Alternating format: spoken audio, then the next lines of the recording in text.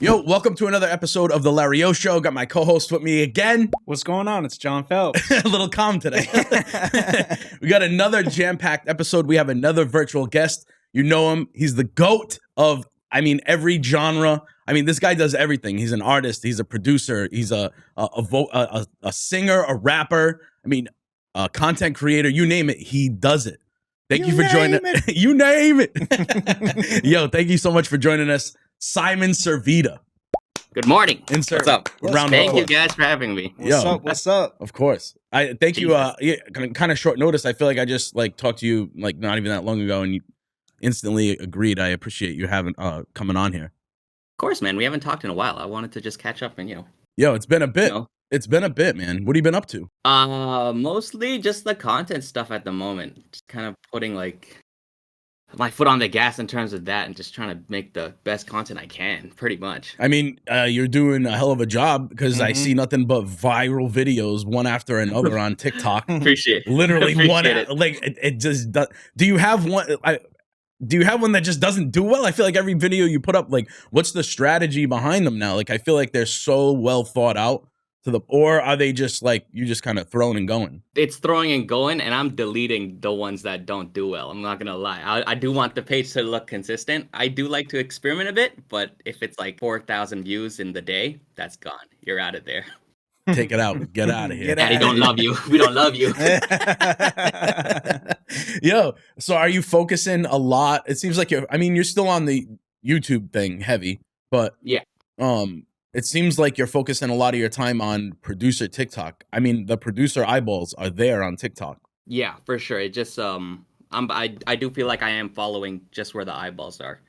Not even producer wise, just where people are in general. I think just being on top of whatever the social media is gonna be popping. I feel like I just have to follow that now. Bro, I love it. You know, there was video. I don't know if you've watched the show at all, but I think we pulled up a video or two of yours. There was one speed run. The speed run. You? The one where you were sweating. Yeah, that's mad funny. So good, bro. So good. Appreciate Were you it. really sweating that much? No, I went to the sink and I splashed water on my face, and then we cut the cameras That was on. mad funny. You know, obviously, people want to see the end result, but I feel like they just get so wrapped up in it's a bit of ASMR / I'm trying to break down the psychology of some of the videos that just go crazy. It's a little bit of ASMR. They want to hear and see the finished result. I think it's just all of the above. Obviously, you're sweating in there. And that's just that one video. But I feel like the main thing is focusing on the end result, reeling people in with some sort of hook, and then they have to see the end. They have to hear it. They have to hear what you finished, the finished product.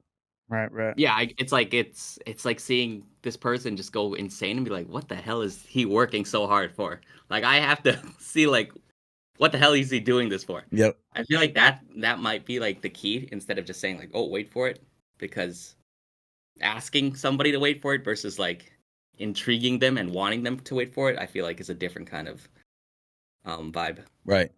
And do you feel like the audience on TikTok, are you getting a lot of people that, this is important because I know we're diving into a little bit of social media stuff, but I feel like it's super important because if anybody wants to get their music heard, wants to get their beats heard, their full songs, if they're an artist, if you're a vocalist, whatever, it doesn't even matter. Whatever niche you're in, it really doesn't even matter. Social media is the biggest, most important thing. Organic growth is the most important thing that you can focus on. So that's why we talk about social media a lot on here. But Yeah, it's relevant. Yeah. What do you feel like the audience is that you've been accumulating over the past, I don't know how many months or years on TikTok, especially? We know YouTube, they've been there forever, but TikTok, I feel like is a more widespread. I feel like the views and the likes and the followers that you're getting maybe aren't even all producers. Do you feel like you're seeing a lot of people that just enjoy watching it because they want to hear the finished product, the end result? Or are they all producers? No, they're definitely honestly, I feel like TikTok, it's every video is a new audience almost.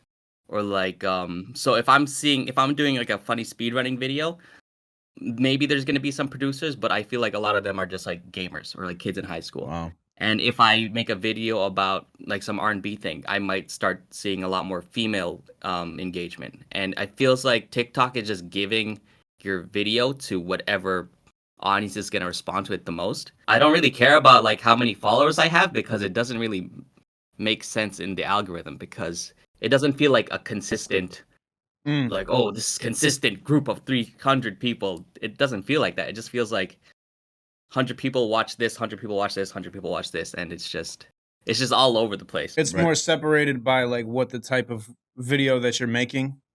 Yeah. Yeah. Well, that's what I think. Yeah. Yeah. Mm-hmm. I get that I've too. seen that. Yeah. Yeah. I get that. It seems like the keywords and like the tags and stuff are a lot more relevant in like whatever TikTok's algorithm is doing. So like if you're specifying, even if like the song sonically is different or whatever, it almost like gravitates towards certain audiences that like will tap in with that content more. I feel like it's pulling all the information from the video too, like even the text, like the context of the video, like what you're talking about in the video, it knows it from whatever algorithm, the AI, it's pulling all of that information from it, analyzing it, which is why, you know, it knows if you're swearing, cursing, using, you know, violent language or whatever. It just knows everything about the video. But it's interesting. I guess we could dive into like a little bit of FL Studio stuff. How long have you been using FL Studio? When is 2009? Is that 2009? Wow. Is that 15 years ago? 2009, yeah, something like that. Around there. We ain't mathing over here. Nobody's mathing. But yeah, 2009 sounds about right.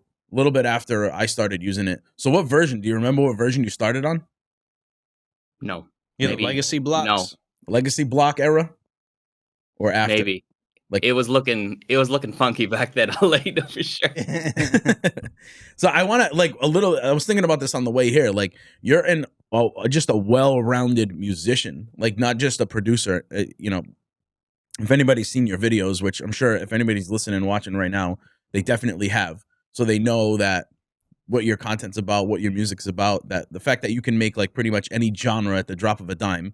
You know, there's a video about making a jazz. I feel like a lot of your background maybe comes from jazz. Like, how did you start out making music? Like, what got you into making music? What ended up like leading you into using FL Studio, creating content? If you give us just like a little bit of a background story on everything. Yeah, like in terms of musical background, my parents put me to piano lessons like when I was really young, when I was around 7, and then that just kind of gave me an idea of just like how to just move around on the piano. I quit after a year because I wasn't really can I swear, by the way? Yeah, that's all right. I wasn't really like fucking with classical music. So no, you can't swear. Quit. How dare you? Oh, my bad. You can't talk about classical music that way. I'm only kidding. As soon as I said it, then you take it back. Nah, you speak freely here. And then after I quit, I was just kind of playing piano on my own, just playing music like on the radio, basically. And just kind of using my ear because I was broke and I didn't want to pay for like sheet music, so I just like run music back and just figured this shit out note for note, and that's how I got a lot of like my ear training going. I downloaded FL in like the beginning of high school just because I was bored, and I always liked instrumentals. And then in university, I also took music composition, and that just kind of upped my theory game. So that's where a lot of like the things I know about jazz or just more diverse theory, that's where that would come from. But I think naturally I'm just very curious about music in general. So a lot of the stuff I'm learning is just for like my personal enjoyment. I feel like it comes through in your content. You could see like the variety of music that you can make and put out there. It shows. And you brought up an interesting point about the music theory stuff. How important do you feel like music theory is in what you do? Just in general, like for content, for your own music, your own enjoyment. Do you feel like it makes it that much easier to just like at the drop of a dime make any kind of genre that comes at you? Yeah. Music theory is definitely like one of the most important tools for me when it comes to just learning a new genre or just learning how to pick something up, because it does feel like it's a guideline on how just music works in general. And if you like, once you understand that guideline, you could apply it to every single genre, and it just makes everything so easy to translate. So I think personally, music theory is very important. I do understand people who say like they don't need it, and I kind of agree in a sense. It is not necessary like to go to school and to learn, but I do think basic music theory is important. Yeah, you want to promote literacy. You know what I'm saying? And yeah, and you don't get as good at like speed running like music beats. You know what I'm saying? Without music theory, like I could tell that the way that you were flying through there, I was like, oh, this dude like knows what he's doing for real. Yeah. So, and he also knows FL like the back of his hand. Yeah, exactly. So, I mean, you can see that the speed helps there as well. I feel like music, like knowing a little bit of music theory is really good. If you know a lot, that's really good. You know, I never knock knowing music theory. Yeah, you gotta, you know. Yeah, I'm always like been an advocate for saying you don't need it necessarily, but I agree 100%. Like you need to know some basic stuff, and you'll just naturally kind of like pick up on things, watching content, watching videos, listening to things, messing around with the piano roll if you're an FL user, messing around with the piano roll, just like breaking things down, downloading MIDI files and seeing what's going on there, reverse engineering things, and you'll pick up some like basic knowledge that even if you don't know that you're picking up basic music theory, you kind of are subconsciously. Anyways, that's kind of like what happened to me. Or just like watching videos in general, like about producing. You'll learn music theory just from hearing other people say stuff. Some people watching this video today will be like, oh, some music theory. I should probably pick up on that because Servida uses that and I want to get better at making beats and making videos and all that. So each one teach one. For real. So I guess what's been your favorite style of music to make? Because I've said a bunch of times already, like you make so many different styles. What's your favorite like style to create? At the moment, I'm gonna say probably R&B. It feels like it's a good combination of things that I like. Right now, it's in a place where the drums do feel very hip hop oriented, but then in the melodics, it's jazzy. There are, a bit more advanced theory techniques that you wouldn't see in like a simple trap beat. So I feel like that's a nice combination that I'm sitting at right now. I like that. Yeah, you can get the heaviness and the hardness of the drums, but at the same time, like feel like you can express your like your creativity on the the melodic side of things. That's awesome. And like singing and rapping, like when did you start doing that stuff? Because you do sing and rap. And I mean, all of the above. Like, when did you start singing? A few years ago, just because I do a lot of stuff just because I just want to see if I can. And so it's one of those, that singing, rapping, like writing, just to see if I could.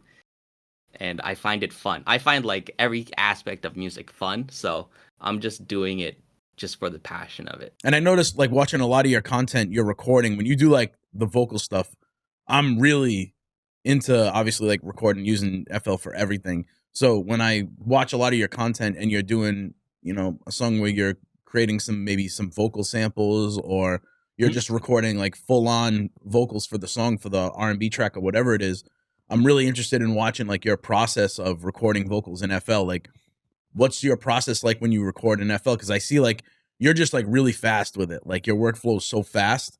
So do you worry more about like keeping everything organized, or are you just kind of like just going? Are you comping vocals? Like, what's your process like recording vocals in FL Studio, I guess is the main question. Gotcha. So the process is actually different based on what I'm doing. So if I'm just making like a vocal sample just to be like chopped and pitched up or whatever warbled, that might just be going straight into editing.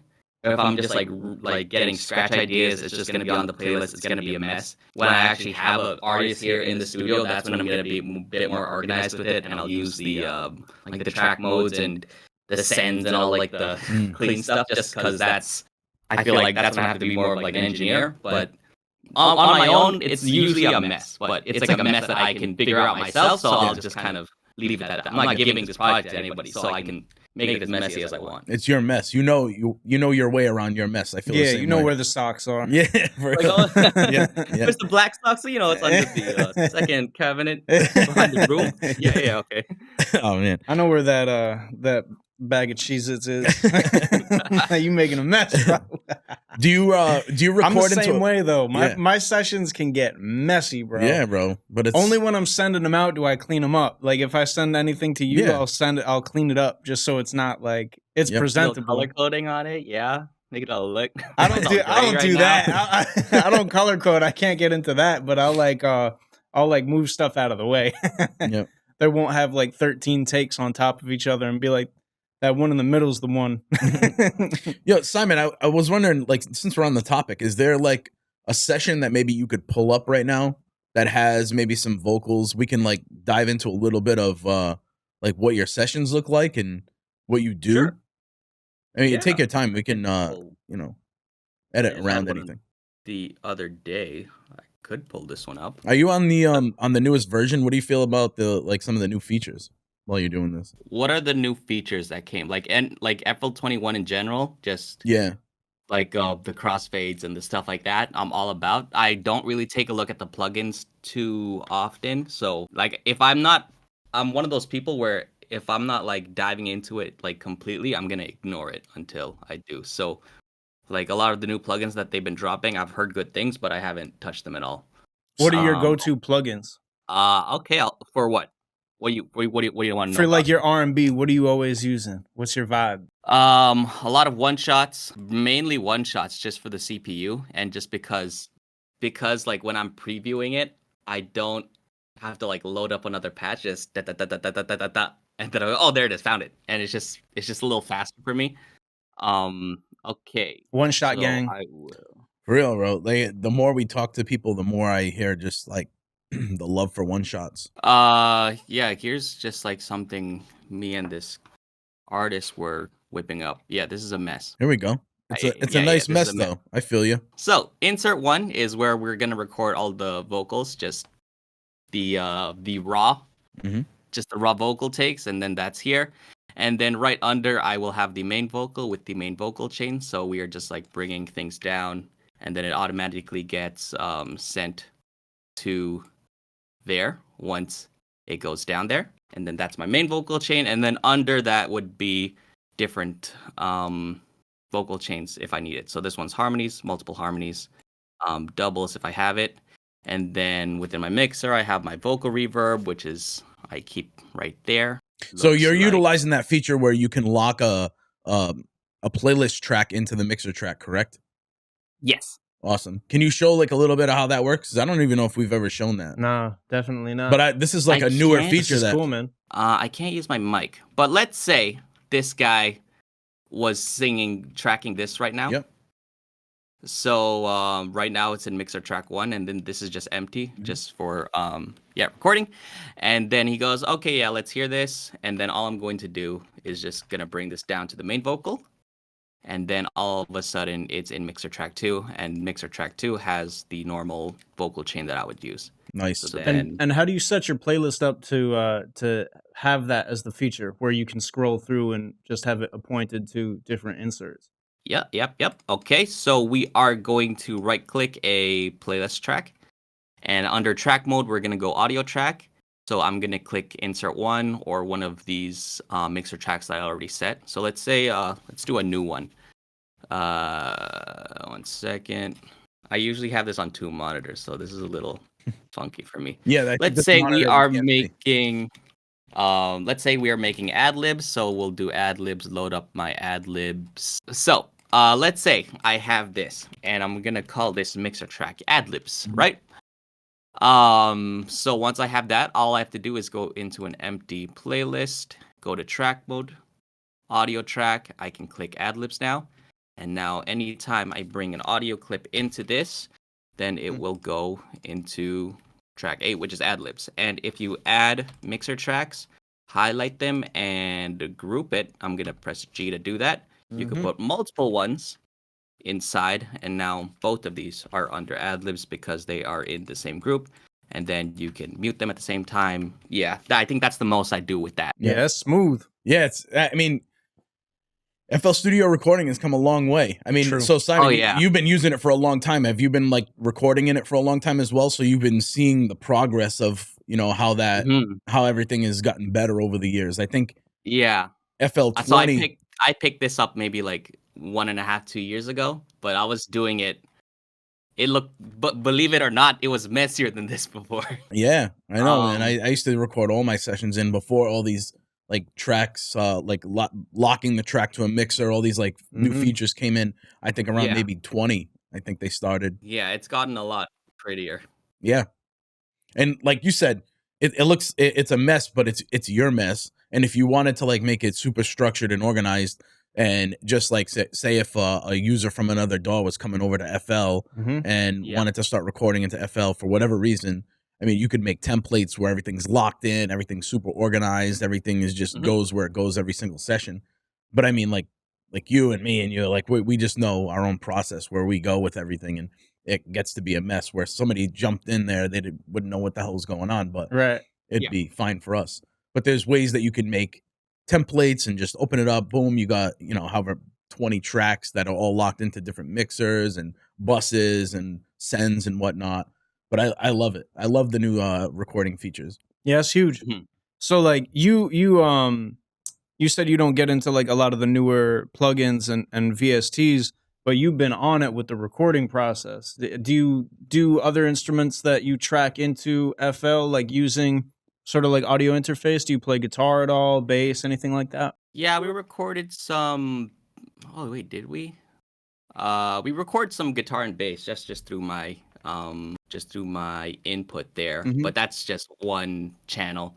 A lot of the stuff in general, though, I do record straight to audio, or like I'll just if I want to record piano, I am putting like Keyscape under Edison, and I'm just spending a bit just going through takes just to look for the right one. Right. And do you use like stock plugins for your sort of like mixing and mastering suite, or combination?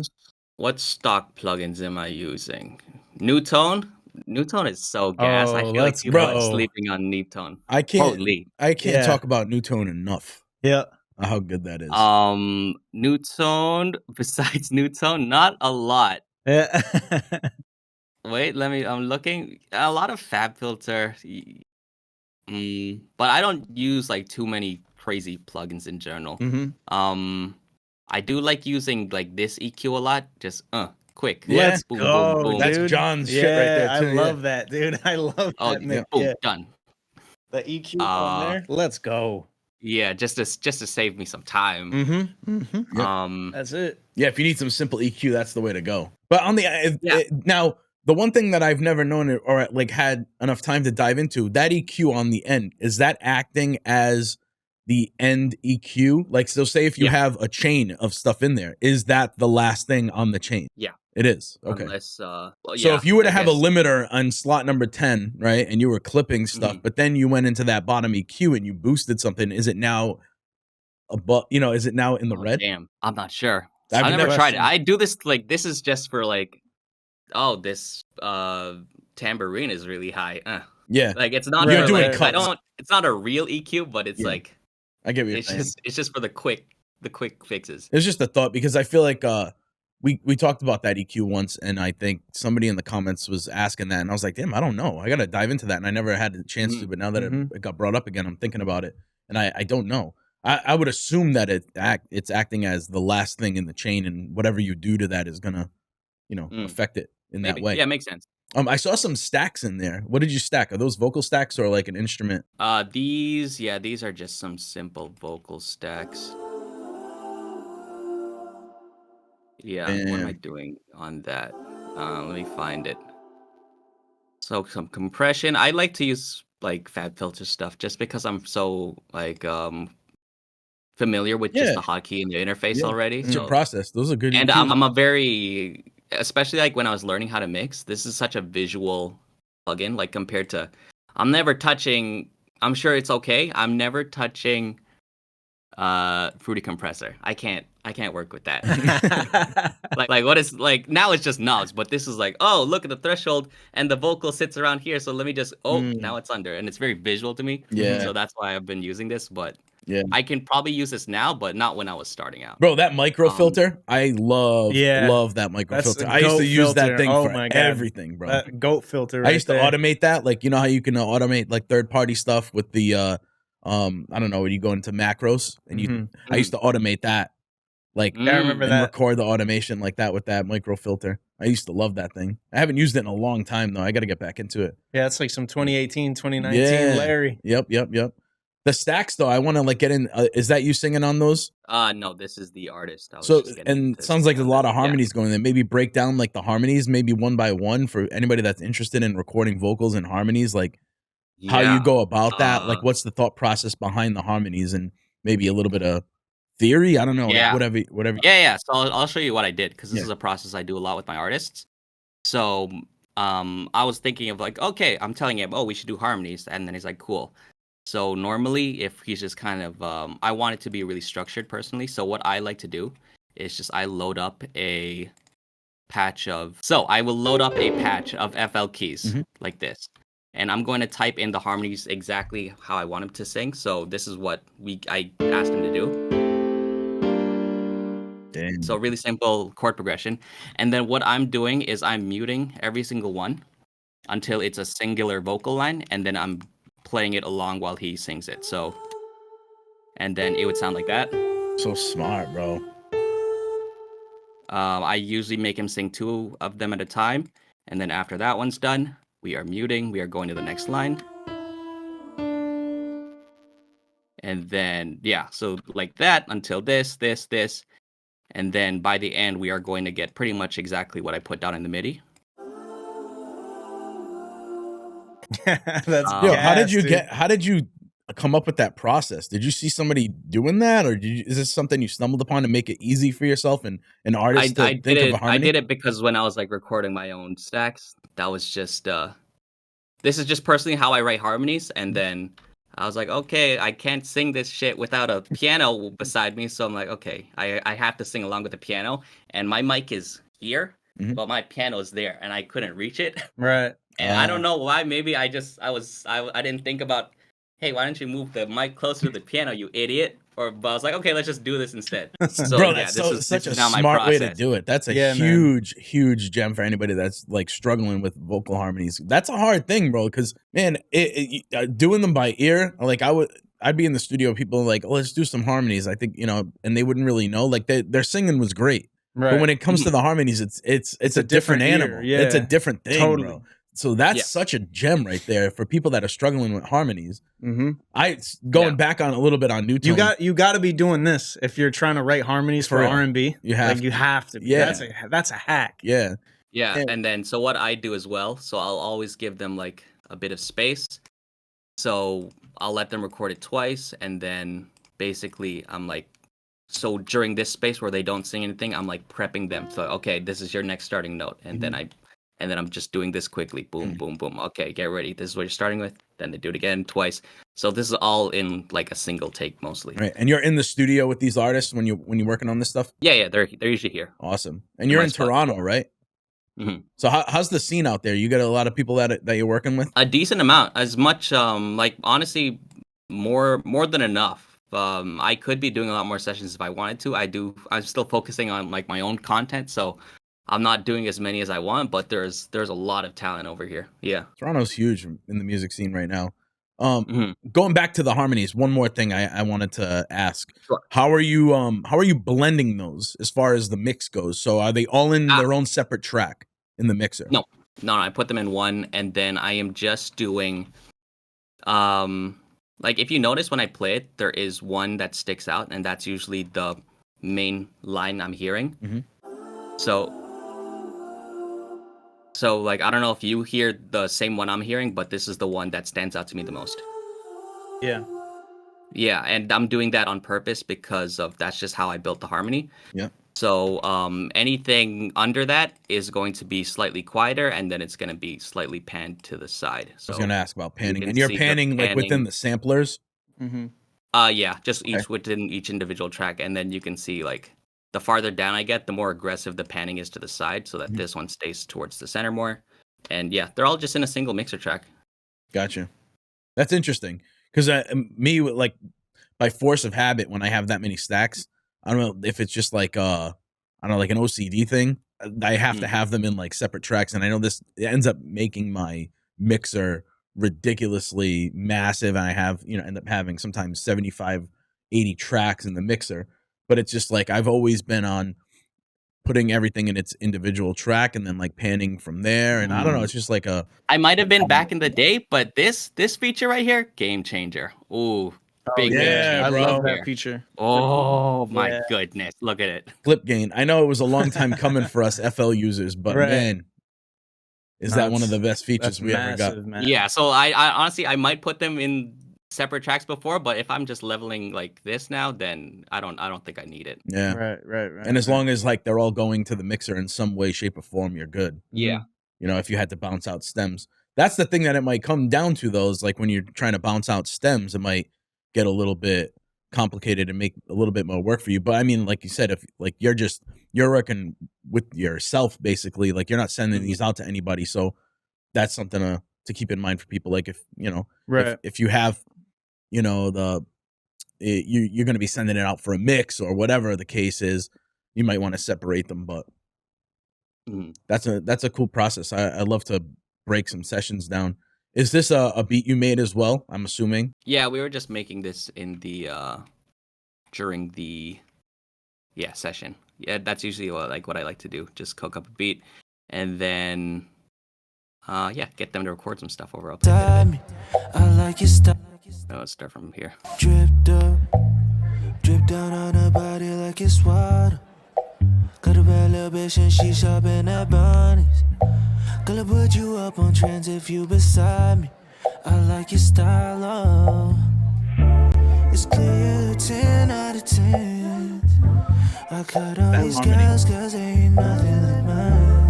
Knew that when we were friends. Can't stay like that even if we wanted. Shoes, red bottoms, Louis Vuittons for my baby. Cruising down the lane, she said we gon' take me anywhere you want, just cut the key in the city. I can take you shopping. Hell yeah, so good. Good headroom on the mix. Like it's nice and clear, bro. Yeah, thank you. I love how the sub comes through on that. Like when stuff is too squashed, it doesn't let like the sub bass breathe enough, and I feel like you got a nice like headroom in there to where everything can dynamically breathe. It's super nice. I love how the kick and the bass sound on there. Can you bring up like just the kick and the bass, or like what kind of bass are you using? This is a lot of crunch and a lot of sub. Oh, this is from my kit. That's fire. Yeah, and this is the bass. Kick is from my kit as well. Good. I actually I don't know why I did this though. I'm layering a bass guitar and the bass pluck at the same time though. It sounded good. I usually don't. Like I usually like set it to cut itself so they're not clashing, but in this instance I was like, keep it. Yeah, yep. Because sometimes when the frequencies clash like that, it just works. When it works, it works. That's perfect, man. That's awesome.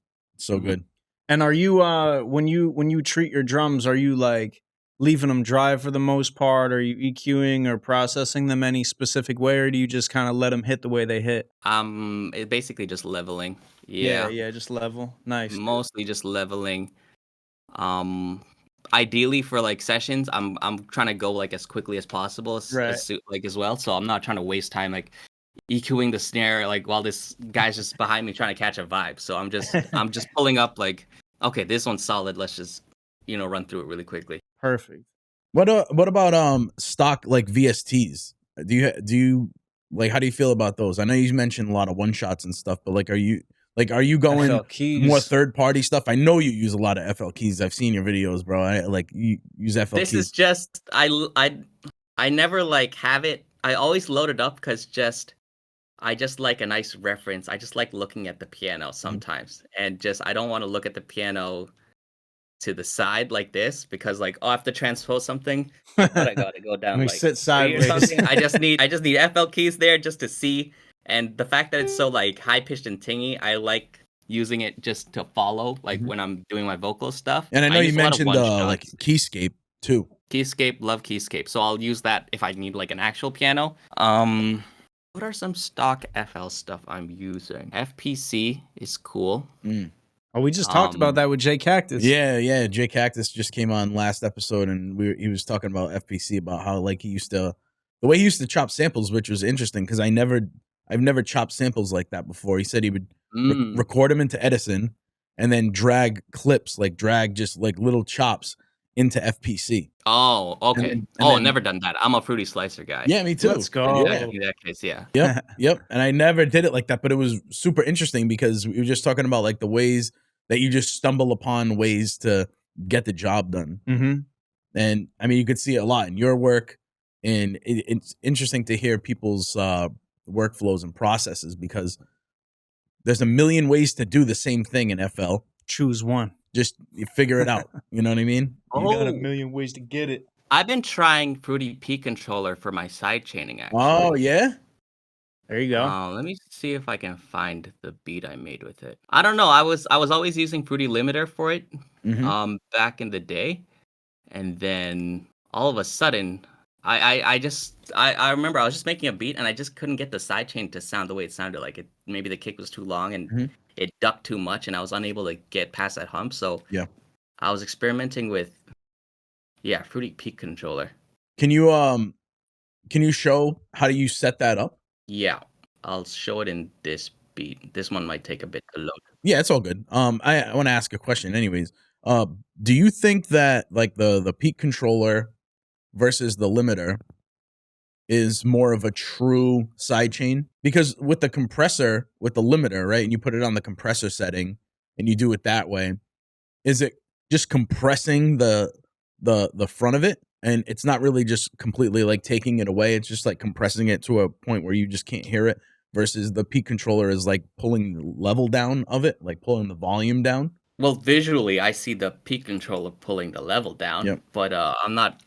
Maybe the limiter is doing that as well. I feel like the truest way would probably just to be like automate the volume. Like you see a lot of the EDM producers do that, where they just like make those tiny little automation clips. I'm always scared to do that because I feels like to me like automation is like, oh, that's the last thing on earth. Like I don't want to mess it up and then it's gonna be gone forever. Yeah. You can get a little bit. Things can get a little bit sketchy with a lot of automation. Okay, so I'll play the beat a bit and then I'll show you how I did it.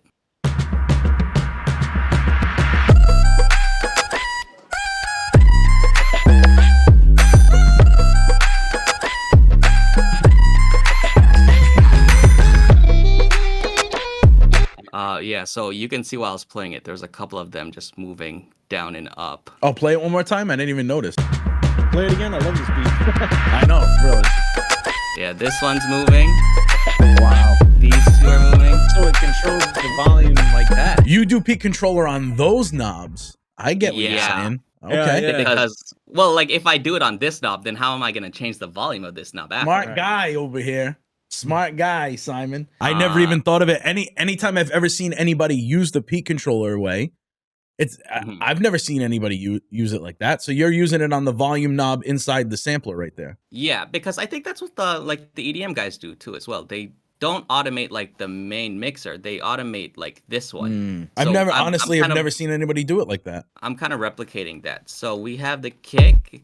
That's playing normal. That's set to the peak controller at this is kind of adjusting based on however the kick's reacting.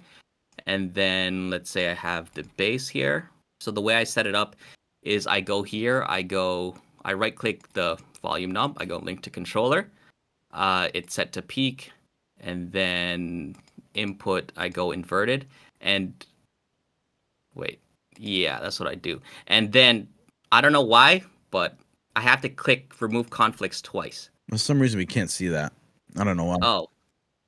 Okay. It's in the screen recording. Yeah, so It's all right. We'll have it. But I get what you're saying. Yeah. So what did you have to click? I had to click.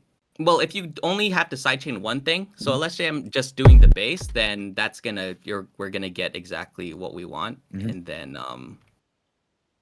you can see that little bass knob moving. Yeah. But if I wanted to sidechain other things, for example, this lead as well, there is something that you have to click called remove conflicts so that it doesn't remove the base sidechain as well, and it includes the main one as well. So That's a huge thing. yeah, so I'm pretty much just doing a bunch of these to the kick. So this lead here, this percussion thing here. And the sidechain is just set to be very quick. Yeah, I was just gonna ask that. It looks like a really quick one. Let's say if you wanted to add like a slower one, like on the melody, you'd have to do a whole new P controller, right? I guess, yeah.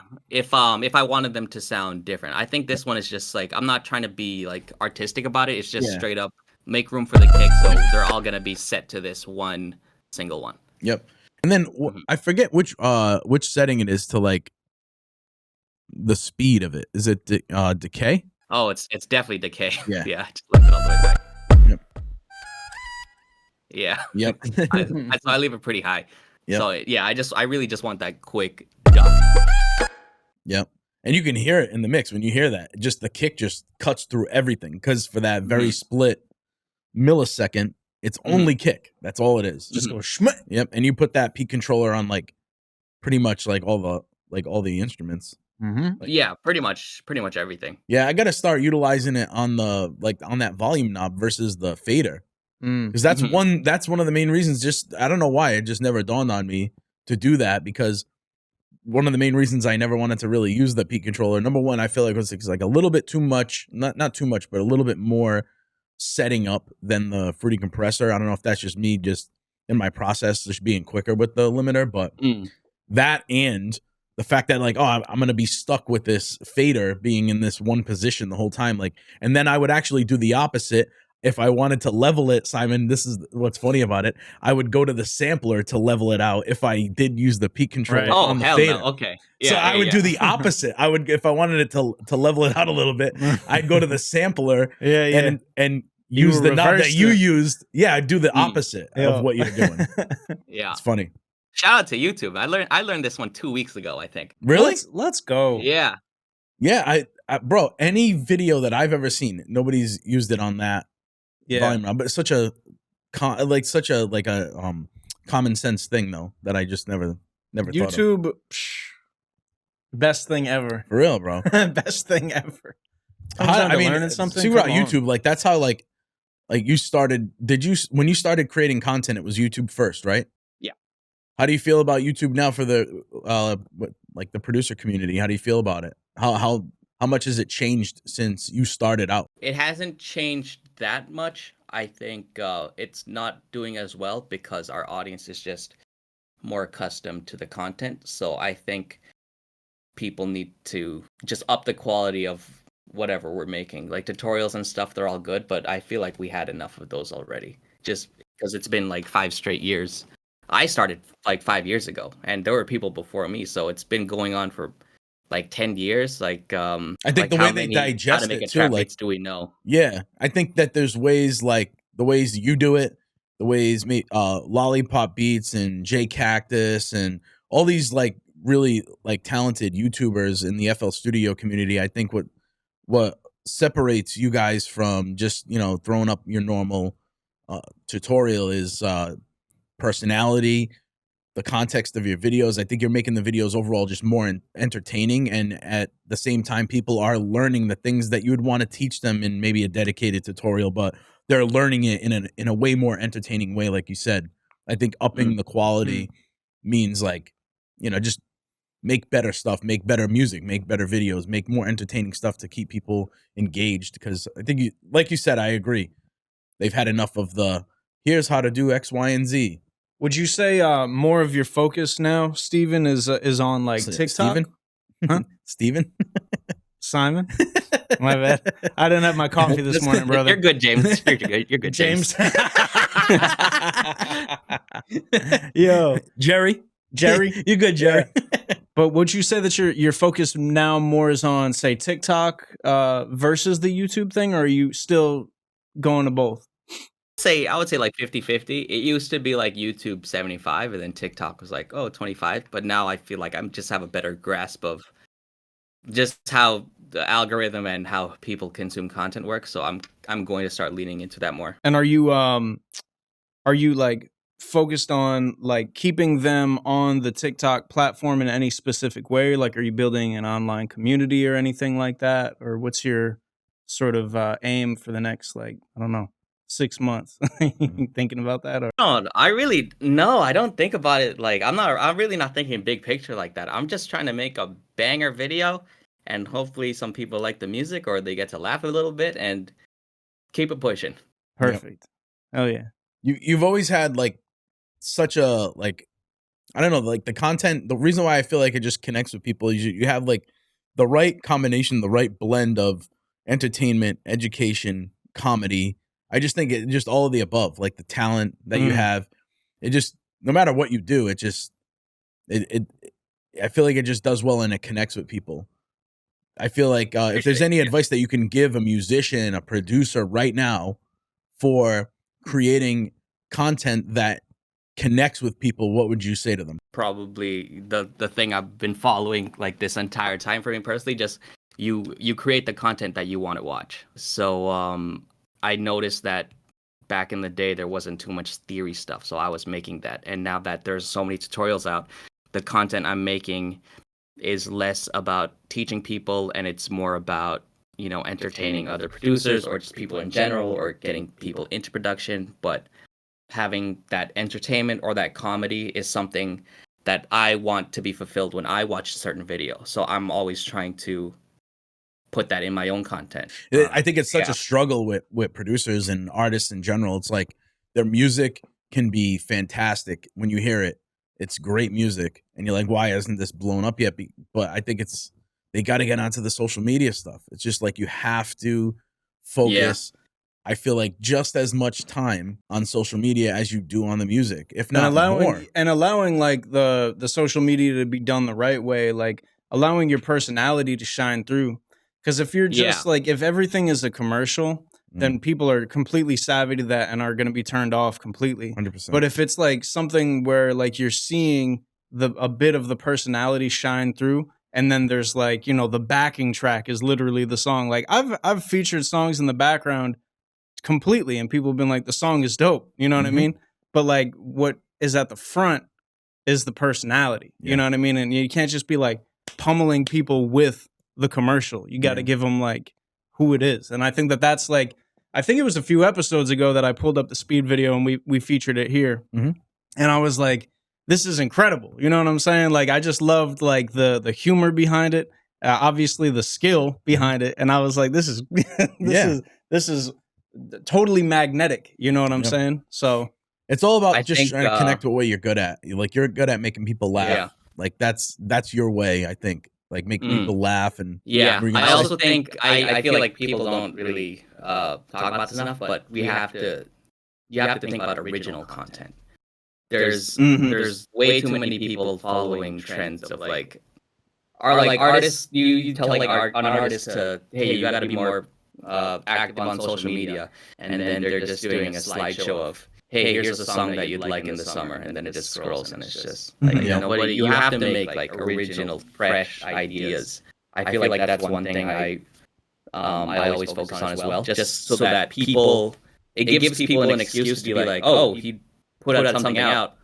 I know this is going to be something different than what people usually make. So consistency. I'm going to give like a reason to stay right now. Yeah. For an example of how much time you dedicate with your music versus like social media, what would you say percentage wise? How much time do you dedicate towards each one?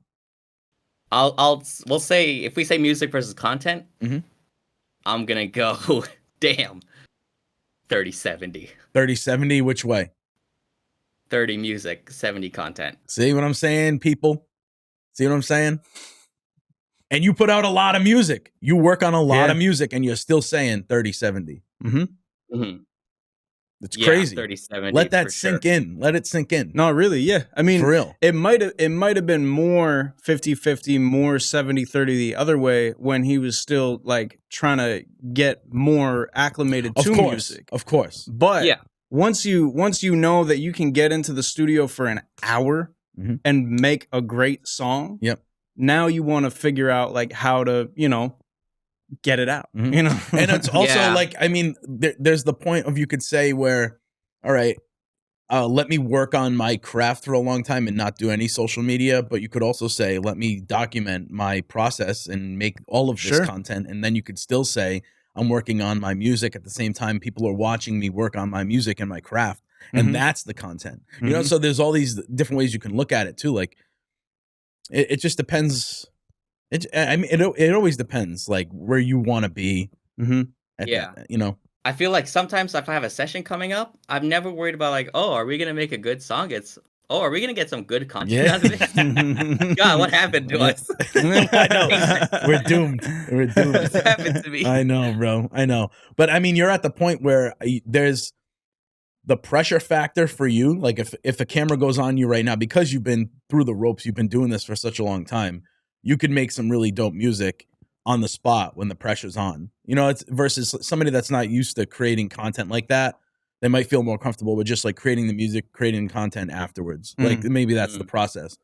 But I feel like, you know, like you said, what has happened to us? It's true though. It's true. Like I'm thinking like, just, I mean, with the podcast, for example, like, yeah, we're doing the long form, but I'm always thinking of like, how can I pull out clips from this? How can I create content, more content out of this? How can I, you know, how can I word this question in a way where I can make a good hook out of a reel? You know what I'm saying? Like that's just the way we're thinking about things nowadays, because that's like we said earlier, that's where the eyeballs and the ears are at. Right. Yeah, I think the thing I said before, like you make the content you want to watch. If I was not following that, I'm not spending this much fucking time on content. Holy, like I really have to love this if I'm spending 70-30 just towards like stupid ass videos. And I feel like you love creating content though, too. I think that has a big factor in it. Don't you? I've mentioned this before with John, where I feel like I've found a new passion for creating content the same as I did when I started making music. Absolutely. I mean, I had a conversation with a creative the other day where he was hesitant to get into creating content, and you know, for whatever reason, and he was just like, "Oh, content, like, I'd like, ugh." That was literally his reaction, and I had to stop myself from getting aggravated with him, and I was just like, if that's your reaction to content like that, don't make content like that. Yeah, make content like what you would want to see. Yeah. Don't do it like somebody else's. Why would you do that? That's like torture. It's torture. And forcing it, and it's not going to come off as original anyway. Correct. You Yeah, know? and it's naturally not going to like gravitate to an audience at all if you're just replicating. You know, just doing the same thing over. and over. Right. Yeah. I just looked at the time, and we've been steamrolling over here. Yeah, for real. I don't know if Simon, if you've caught the pod before, but we do a keyword. For True. You know, I don't know if there's anything that you could give away. Maybe we could do I always drop the ball when it comes to this when we have a guest on, and seeing if there's something that you'd like to give away to the audience. We didn't talk about this beforehand, but if there's anything that maybe digital that you'd like to give away, I give away all of my FL Studio courses every episode to 5 people in the comments. So there's 5 winners that we're going to pick from last week's episode, as well as like dropping a keyword on today's episode that they will win. 5 people will win my entire production course suite. Keywords coming in a few. Is there anything that you'd like to? I have a little kit I can give away to a couple people. All right, cool. Do you want to do 5, or you want to pick like? All right, good. All right. So 5 people are gonna win all of my FL Studio courses and a Simon Servida drum kit sample pack. You want to do the honors of dropping the keyword? Can it be like a phrase? It could be a phrase, a keyword. Let's go. Anything. What if it's just like fuck Larry Ohh? No. I guess that's what it is. It's fuck Larry Ohh in the comments. You son of a bitch. I'm helping you because you know what's gonna happen? Somebody's gonna come like maybe a week from now, watch the podcast. They'll be like, why are we all saying fuck Larry Ohh? And then they're gonna watch it longer because they're like, yo, what's he getting canceled for? There's your watch time, and the video goes up. So marketing genius over here. All right, so I guess the key phrase is "fuck Larry Ohh." Per Simon Servida, you son of a bitch. from the bottom of my heart. Hey, can we swear on this show? Oh man, that's good. So yeah, I'm gonna drop the 5 winners from last week in the comments. I'm gonna pin them in the comment section down below. So stay tuned. Make sure you drop a comment. Fuck Larry Ohh in the comments. Thank you so much, Simon Servida. If there's anything you want to plug right now, like let them know. Like you got a kit dropping, anything dropping soon. Where they can find you on socials. I'm sure everybody here knows you already though. Yeah, it's social media. Simon Servida, Servida Music, one of those. Yep. Appreciate you. I don't care. I feel bad now. I want to take it back. Nah, it's all good. We're gonna flood the comments. We're gonna see how the comments look, dude. The comments are gonna be in shambles. They're all gonna be flagged. This comment's been removed. Yo, right. Thank you for the time. Yo, thanks so much, Simon. I appreciate it. Thank you, guys. Thanks for taking time out of your day for this. I really appreciate it. Of course. All right. Thank you all for watching. If you haven't already, please make sure you like, comment, subscribe, and as always, share this with a friend if you get me.